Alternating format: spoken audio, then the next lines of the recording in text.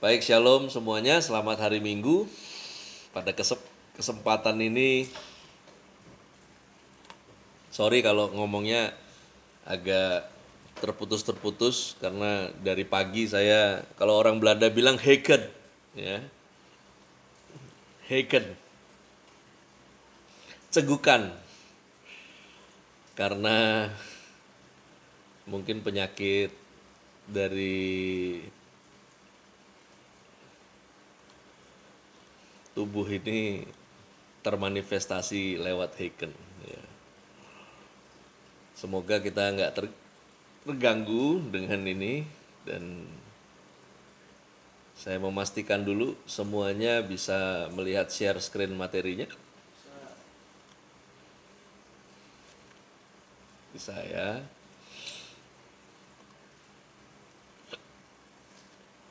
Baiklah, pada kesempatan ini saya mau sampaikan pesan Tuhan berguna karena kasih. Karena rupanya ada banyak hal-hal dalam kehidupan kita yang menjadi sia-sia karena bukan kasih yang bekerja di dalamnya. Di dalam 1 Korintus pasal 13, ayat yang pertama sampai dengan ayatnya yang ke-13, semuanya memperhatikan dan boleh menyimak, tentunya mendengarkan. Saya akan bacakan buat kita sekalian. Sekalipun aku dapat berkata-kata dengan semua bahasa manusia dan bahasa malaikat, tetapi jika aku tidak mempunyai kasih, aku sama dengan gong yang berkumandang dan canang yang bergemerincing.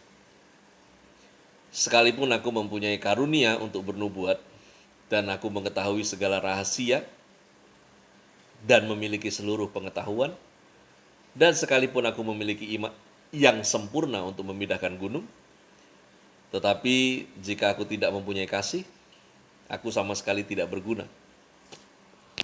Dan sekalipun aku membagi-bagikan segala sesuatu yang ada padaku, bahkan menyerahkan tubuhku untuk dibakar, tetapi jika aku tidak mempunyai kasih, sedikit pun tidak ada faedahnya bagiku. Kasih itu sabar, kasih itu murah hati, ia tidak cemburu, ia tidak membegahkan diri dan tidak sombong, ia tidak melakukan yang tidak sopan dan tidak mencari keuntungan bagi diri sendiri, ia tidak pemarah dan tidak menyimpan kesalahan orang lain, ia tidak bersuka cita karena ketidakadilan, tetapi karena kebenaran. Ia menutupi segala sesuatu, percaya segala sesuatu, mengharapkan segala sesuatu, sabar menanggung segala sesuatu, kasih tidak berkesudahan, nubuat akan berakhir, bahasa roh akan berhenti, pengetahuan akan lenyap. Sebab pengetahuan kita tidak lengkap dan nubuat kita tidak sempurna.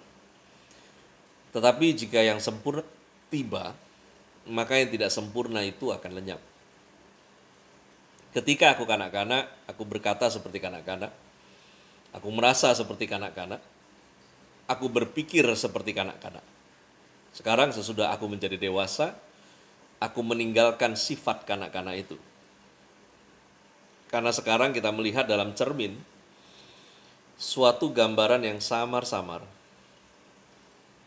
Tetapi nanti kita akan melihat muka dengan muka.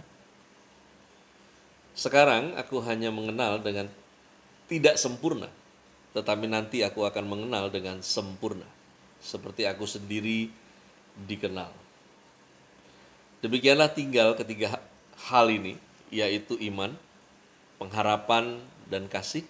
Dan yang paling besar diantaranya ialah kasih.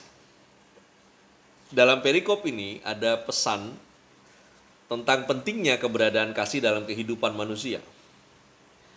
Karena Allah adalah kasih, di mana kasih memenuhi kehidupan seseorang, itulah kepenuhan Allah dalam kehidupan orang tersebut.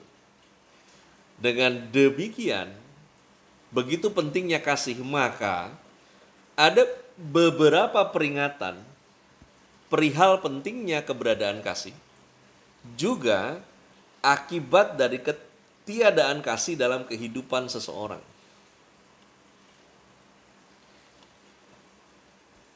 Peringatan yang pertama adalah hubungan tanpa kasih adalah sia-sia. 1 Korintus 13 ayat yang pertama tertulis, sekalipun aku dapat berkata-kata dengan sebuah bahasa manusia dan bahasa malaikat, tetapi jika aku tidak mempunyai kasih, aku sama dengan gong yang berkumandang dan canang yang gemerincing. 1 Korintus 13 ayat yang pertama di sana mengatakan bahwa hubungan tanpa kasih adalah sia-sia. Bahasa berkata-kata adalah tentang hubungan. Hubungan, nah perhatikan Mbak, ya, kasih itu kan sabar. Jadi gini, hubungan menjadi sia-sia kalau tidak dengan sabar. Hubungan menjadi sia-sia kalau kita tidak terhubung dengan murah hati. Karena itu hubungan tanpa kasih adalah sia-sia. Kalau mau memiliki hubungan yang tidak sia-sia, maka terhubunglah dengan sabar, terhubunglah dengan murah hati, terhubunglah dengan tidak cemburu, karena kasih itu tidak cemburu, terhubunglah dengan tidak memegahkan diri dan tidak sombong, terhubunglah dengan sopan, terhubunglah dengan tidak mencari keuntungan diri sendiri, terhubunglah tanpa kemarahan, terhubunglah tanpa menyimpan kesalahan orang lain, terhubunglah dengan bersukacita karena keadilan, terhubunglah dengan menutupi segala sesuatu. Jadi kalau ada yang kurang-kurang, bantu nutupin, bukan nutupin dosanya, bukan. Ya. Tapi kalau apa yang kamu bisa buat aja, nggak usah hitung-hitungan, gitulah kurang lebih. Ya.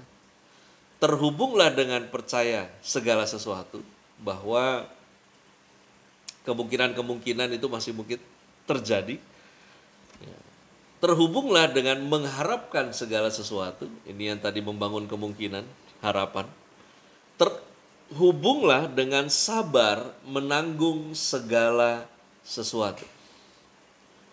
Karena itu, tanpa ini semua, hubungan menjadi sia-sia. Karena yang seharusnya hubungan bisa melakukan perkara yang besar, tapi karena tidak terhubung dengan kasih, maka akhirnya hubungan menjadi sia-sia. Apalagi yang hubungannya adalah takdir.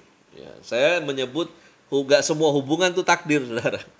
Karena yang disebut takdir, karena kamu nggak bisa milih. Ya, itu takdir. Siapa ibumu kamu nggak bisa pilih, siapa bapakmu kamu nggak bisa milih. Tapi siapa temanmu kamu kan bisa milih. Nah itu bukan takdir. Ya, itu kita yang menentukan. Mau temenan siapa, mau jadi sahabat sama siapa, itu lain. Nah yang parahnya adalah ketika hal-hal yang takdir ini akhirnya tidak menghasilkan sesuatu yang luar biasa karena tidak terhubung dengan kasih. Oleh karena itu, hubungan tanpa kasih adalah sia-sia. Kita diperingatkan lagi yang kedua tentang karunia. 1 Korintus 13 ayat 2, sekalipun aku mempunyai karunia untuk bernubuat, dan aku mengetahui segala rahasia dan memiliki seluruh pengetahuan, dan sekalipun aku memiliki iman sempurna untuk memindahkan gunung, tetapi jika aku tidak mempunyai kasih, aku sama sekali tidak berguna. Peringatan yang kedua, bahwa kemampuan ilahi yang bekerja di dalam diri Anda dan saya orang percaya menjadi sia-sia kalau tidak dikerjakan oleh kasih. Disebut karunia roh. Kemampuan yang timbul oleh karena Roh Kudus itu tinggal di dalam diri orang percaya, memeteraikan, bekerja dalam diri orang percaya. Nah, harusnya bagaimana Roh Tuhan bekerja dalam diri orang percaya itu menjadi sesuatu yang sangat berguna, namun bisa berbalik menjadi sia-sia karena si orang tersebut tidak dikuasai oleh kasih. Karena itu, karunia Roh yang tidak sia-sia adalah karunia yang dikerjakan dengan sabar. Karunia yang tidak sia-sia, karunia yang dikerjakan dengan murah hati. Gak pelit, gak hitung-hitungan. Ya, kalau kadang tuh kita khotbah cuplik sana cuplik sini diambil ya, kita antar hamba Tuhan pernah ngobrolin ini ya. Khotbah di satu gereja, lalu kemudian mereka rekam khotbah, lalu kemudian mereka taruh untuk kepentingan YouTube gereja mereka. Ada yang pernah ngomong, ini teman pendeta ini memang sambil bercanda cuman jadi kelihatan matrenya ya. Ya, dia bilang, kita kan diundang cuman buat khotbah ya. Kita diundang bukan untuk direkam gitu khotbahnya. Ya. Harusnya dia bayar kita untuk dua tuh. Ya. Kasih buat khotbah sama persembahan kasih buat lu rekam tuh. Ya, khotbahnya. Itu kan royalti, dia bilang. Saya sambil dengerin ya, saya sih menanggapi bahwa dia lagi bercanda sebetulnya, ya nggak hitung-hitungan lah. Nah, saya merespon, saya bilang, saya malah ngeri itu kalau pakai hitung-hitungan begitu. Dia bilang, kenapa bro? Iya, kalau sampai Tuhan hitung ke saya balik, repot, saya nggak bisa balikin. Karena kalau sampai Tuhan minta royaltinya kan repot ya. Lu ngomong dari ayat-ayatnya Alkitab gua punya, lu bayar royalti juga, habis juga ini kita. Ya. Oleh karena itu, karunia menjadi berguna karena dikerjakan dengan murah hati. Ya, karunia yang dikerjakan dengan cemburu, karunia yang dikerjakan dengan gak megahkan diri, karunia yang dikerjakan dengan tidak sombong. Ya. Mau lihat orang-orang yang menjadikan karunia itu jadinya sia-sia dalam hidupnya ya, mereka yang sok mengklaim, saya tuh diberi karunia menyembuhkan, karunia ini. Jadi saya memiliki karunia. Nah, diberi karunia menyembuhkan dengan Anda memiliki karunia menyembuhkan itu dua hal yang berbeda. Ya, cek aja sendiri, pikirin dulu sambil mimpi sehari semalam. Ya. Diberi dengan memiliki itu lain. Ya. Karena karunia itu gift, ya. Bukan sesuatu yang Anda dan saya menjadikan itu milik. Makanya sok-sokan bilang punya karunia, saya punya karunia untuk bangkitkan orang mati. Yang kemarin waktu kamu doain bangkit, yang ini nggak bangkit kan kelar loh. Ya. Wong itu gift kok. Ya. Lalu kemudian peringatan yang ketiga adalah pengetahuan tanpa kasih. Itu juga mengerikan. 1 Korintus 13 ayat 2, sekalipun aku mempunyai karunia untuk bernubuat, dan aku mengetahui segala rahasia dan memiliki seluruh pengetahuan, dan sekalipun aku memiliki iman yang sempurna untuk memindahkan gunung, tetapi jika aku tidak mempunyai kasih, aku sama sekali tidak berguna. Pengetahuan tanpa kasih adalah sia-sia. Pengetahuan yang tidak sia-sia adalah pengetahuan yang kita miliki dan kita gunakan pengetahuan dengan sabar. Miliki dan gunakan dengan murah hati. Jangan pelit-pelit ilmunya. Makanya di pelayanan kami ada Bible Talk, itu benar-benar menjadikan sesuatu yang rumit dibagikan secara receh. Supaya umat Tuhan itu jadi cerdas. Nggak hanya ngikut Tuhan pakai perasaan, tapi juga dipenuhi oleh pengetahuan kebenaran. Sehingga dia tidak memahami kebenaran dengan dia rasa benar. Tetapi sungguh dia mengalami mempercayai kebenaran dengan pengetahuan yang benar. Pengetahuan yang tidak sia-sia. Miliki, gunakan. Tidak memegahkan diri, gak sombong. Karena gak ada lahir-lahir mendadak pinter. Karena semua dikerjakan oleh kerajinan dan ketekunan. Kalau gak pernah baca, kalau gak pernah mempelajari, kalau tidak pernah menggali sesuatu, maka celakanya adalah ketika dia memiliki kemampuan untuk bicara. Saudara, orang jago bicara, kalau nggak dilengkapi dengan data, wah mengerikan. Bekor sana bekor sini, jago ngerangkai kata, tapi sebetulnya kita yang paham, waktu kita dengar baik-baik, lalu kemudian kita mulai mencermati rangkaian katanya, sebetulnya bulet. Nggak jelas juga mau kemana. Nah, yang keempat diperingatkan tentang iman. Bahwa iman itu tanpa kasih, itu sia-sia. Di 1 Korintus juga di sana, sekalipun aku memiliki iman yang sempurna untuk memindahkan gunung, tapi kalau nggak punya kasih, aku sama sekali tidak berguna. Ingat, yang nggak berguna siapa? Aku. Jadi bukan imannya.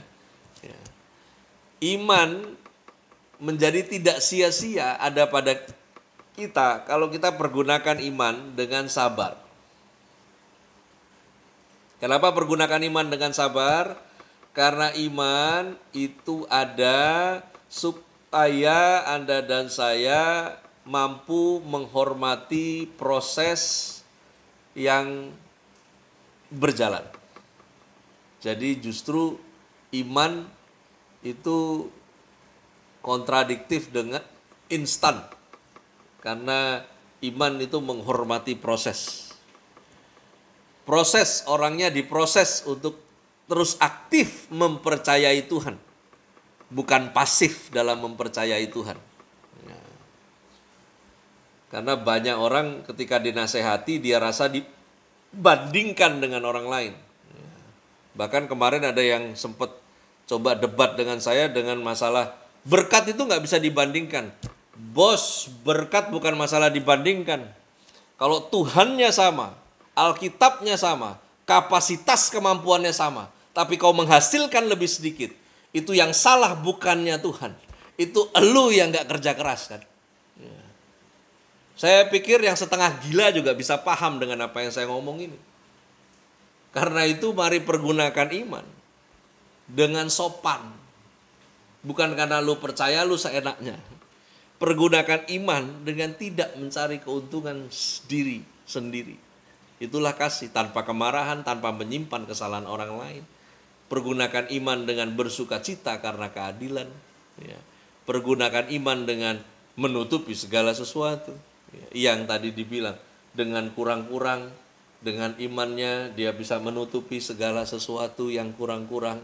Ya, itu kasih, saudara. Kasih itu nggak nunggu orang lain lakukan. Dia lihat gak beres di depan dia, dia bantu lakukan. Itu kasih, itu namanya menutup segala sesuatu. Kamu belum dikuasai oleh kasih Tuhan. Kalau kamu masih sibuk dengan menunggu orang lain melakukannya, baru kamu ikutan melakukannya. Kamu belum dipenuhi kasih Tuhan, kalau dari mulutmu keluar, kok saya lagi, yang lain gak ada. Kok saya doang? Emangnya cuman gua doang? Anda dan saya nggak bisa hidup seperti ini, orang percaya hari ini, kalau sampai Yesus punya statement itu sebelum dia naik ke kayu salib, kelar hidup lo. Kalau kamu paham, mengalami, meresapi, masuk lebih dalam akan kasih Tuhan, dan kasih itu menguasaimu, maka kamu sibuk bantu orang daripada sibuk ngitung berapa kali kamu ngebantu. Kamu akan sibuk melakukan yang bisa kamu lakukan ketimbang kamu ngabsenin orang lain untuk melakukan sesuatu. Koreksi dirimu. Saya juga koreksi diri. Ya. Lihat, progres gak hidupmu jadi berguna. Kalau ngaku punya iman, harusnya hidupmu mengalami progres. Bukan dalam hitungan dunia, tapi dalam perhitungan Tuhan. Progres. Ya. Kelihatan, nyata, di mana iman percaya kita ini gak sia-sia. Bahkan kitanya menjadi juga tidak sia-sia dalam mempercayai Tuhan. Nah, yang berikutnya, pengorbanan. Wah, rupanya ayat 3, sekalipun aku bagi-bagikan segala sesuatu yang ada, bahkan nyerahin tubuhku untuk dibakar. Tapi kalau nggak punya kasih, sedikit pun nggak ada faedahnya buatku. Ya. Karena rupanya pengorbanan tanpa kasih itu sia-sia. Pengorbanan tanpa kasih itu berujung nyesek. Karena itu pengorbanan yang tidak sia-sia adalah pengorbanan yang sabar. Pengorbanan yang murah hati. Pengorbanan yang tidak cemburu. Pengorbanan yang tidak memegahkan diri. Pengorbanan yang tidak sombong. Pengorbanan tanpa kemarahan. Ya. Ingat, kata kemarahan di sini berbeda dengan marah. Marah belum tentu temperamen. Marah terhadap hal-hal yang gak benar, itu namanya wajar. Marah terhadap mereka yang berkapasitas, tapi tidak memaksimalkan limit kapasitas mereka, itu kita sebel lihatnya. Ya. Cuma kadang-kadang banyaklah mereka yang menonton reaksi saya, kadang salah menilai. Pendeta kok marah? Emang kenapa nggak boleh marah? Ya marahlah ngelihat orang-orang yang punya kapasitas otaknya cukup tapi nggak dipakai. Ya. Sebel, kalau kamu waras kamu juga pasti sebel. Ukuran otaknya sama tapi nggak dipakai. Ya. Tangan kakinya lengkap tapi nggak maksimal. Sebel kita ngelihatnya. Kalau Anda nggak sebel ya berarti Anda sakit jiwa juga. Ya. Tapi kita sabar nggak? Sabar, kalau nggak sabar kan udah bertindak kita. Ya. Kita sabar. Makanya masih mau menunggu. Ya semoga besok ada perubahan. Karena untuk orang lain berubah nggak urusan Anda dan saya kan. Urusan kita kan cuma mengambil bagian pengorbanan yang kita harus lakukan. Ya. Lalu pengorbanan itu untuk menutupi segala sesuatu.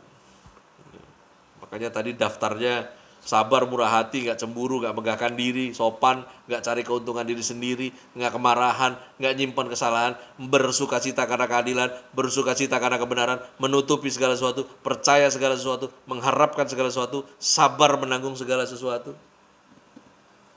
Kalau orang ngebahas kamu karena faktor sebel tadi, topik yang dia akan bahas akan berubah kalau kamu juga dikuasai oleh kasih. Dan akhirnya cara pola hidupmu berubah. Cara kamu merespon kehidupan ini juga berubah. Topik pembicaraan akan berubah. Ya.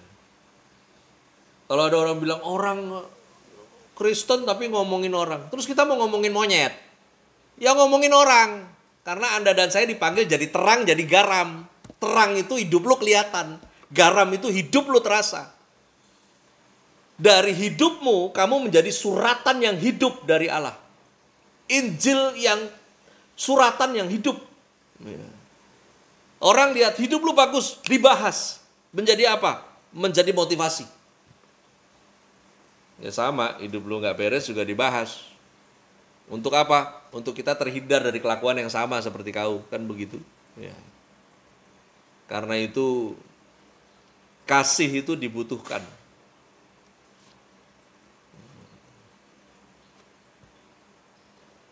Sabar, murah hati, gak cemburu, gak megahkan diri, gak sombong, sopan. tidak mencari keuntungan diri sendiri. Kemarahan itu jadi keramahan. Bukan berarti nggak bisa marah tanpa nyimpan kesalahan orang lain.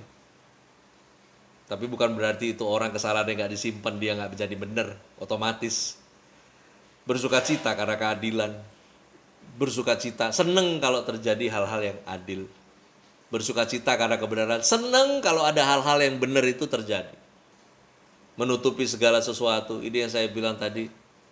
Kalau ada yang kurang-kurang, kamu yang close. Ya. Habis itu nggak usah dibahas lagi. Ya. Saya udah bikin ini, sudah bikin itu. Ya. Percaya segala sesuatu, bahwa melihat segala sesuatunya itu masih mungkin baik, mengharapkan segala sesuatu bahwa yang baik itu masih mungkin terjadi, dan sabar menanggung segala sesuatu. Kalau nggak gini, pengetahuanmu sia-sia. Kalau nggak begini, karunia yang ada padamu sia-sia. Kalau nggak begini, hubunganmu dengan siapapun menjadi sia-sia. Oleh karena itu, kasih dibutuhkan. Sebab pengetahuan harus semakin disempurnakan. Di 1 Korintus 13 ayat 9-10, sebab pengetahuan kita nggak lengkap. Nubuat yang ada pada kita nggak sempurna. Tapi jika yang sempurna tiba, maka yang tidak sempurna itu akan lenyap. Jika Kristus itu tiba, maka yang nggak sempurna itu lenyap. Allah adalah kasih. Kasih adalah ingredient Allah. Di dalam Kristus, oleh karena Kristus, pengetahuan kita harus semakin disempurnakan. Bungkusnya adalah kasih. Supaya nggak sok tahu, tapi justru semakin menjadi tahu. Kasih itu dibutuhkan untuk kita mengenal diri, menjadi dewasa. Di mana ketika kanak-kanak mikirnya kayak kanak-kanak. Ketika kanak-kanak mikir seperti kanak-kanak. Waktu bocah ngomongnya kayak bocah. Waktu bocah merasa berpikirnya seperti bocah. Sekarang sudah dewasa, meninggalkan sifat bocah itu. Dan yang paling jijik adalah sudah dewasa di umurnya, mikirnya seperti bocah. Sudah tua, tapi ngomongnya seperti bocah. Kasih itu dibutuhkan untuk menjadi dewasa. Ingat, hidup itu bukan tentang peluang. Ya saya nggak dapat kesempatan sih, ya lo bikin lah. Ya. Saya kalau hidup juga nungguin kesempatan menjadi apa? Mati sebelum waktunya. Ya belum ada peluangnya, terobos saja peluangnya. Itu iman bos. Ya. Nah, Tuhan beri kamu karunia, lakukan. Nungguin dipanggil, nungguin peluang, nunggu apa? Nunggu kaya. Nunggu apa lagi? Wah, kalau gitu caranya, kamu kuliah aja di jurusan bikin alasan. Saya jamin nanti lulusan pasti lulusan cum laude. Karena jago bikin alasan. Mau ini begitu, mau gini, mau keluar rumah panas, waduh panas bisa sakit. Besok mau keluar rumah mendung, wah mendung nanti hujan malah jadi masuk angin. Mau apa lagi alasannya? Ya. Wah, orang model kayak begini bikin setan pensiun. Ya. Karena setan bilang gue nggak usah ganggu, ntar juga mati sendiri katanya. Ya. Kasih dibutuhkan untuk menjadi dewasa. Nah, mari masing-masing sama-sama kok. Saya juga koreksi diri semuanya. Kita bercermin. Ya. Makin tua, makin dewasa, makin berdampak nggak hidup? Atau makin nggak jelas. Ya. Anda sendirilah yang jelasin. Kasih itu dibutuhkan untuk mengenal diri sendiri. Ya, dimana disebutkan bahwa seperti aku sendiri dikenal. Maksudnya gini loh, sekarang ini kita melihat dalam cermin suatu gambaran yang samar-samar. Tapi nanti kita akan melihat muka dengan muka. Ini bicara tentang karakter Kristus, saudara. Di mana sekarang aku hanya mengenal dengan tidak sempurna. Tapi nanti aku akan mengenal dengan sempurna, seperti aku sendiri dikenal. Pengenalan kita akan Kristus itu juga harusnya berbarengan dengan karakter Kristus yang terbangun dalam hidup kita. Sehingga ketika harinya tiba, perjumpaan itu terjadi, kita mirip. Cermin itu gak jadi cermin yang samar lagi, tapi yang mirip. Yesus banget. Nah, harusnya begitu. Dan kasih dibutuhkan untuk kita mengenal diri dalam karakter Kristus. Dan akhirnya kasih itu dibutuhkan mutlak, karena yang terbesar dalam kehidupan kekal nanti adalah kasih, bukan yang lain-lain. Karena itu jangan berhenti mengolah hidup dikuasai oleh kasih. Saya rindu sama-sama menjadi mirip, cerminnya tidak samar lagi. Dan ini enggak hanya nanti di sana, tapi juga dari sekarang Anda dan saya hidup dari masa kini. Tuhan Yesus memberkati kita.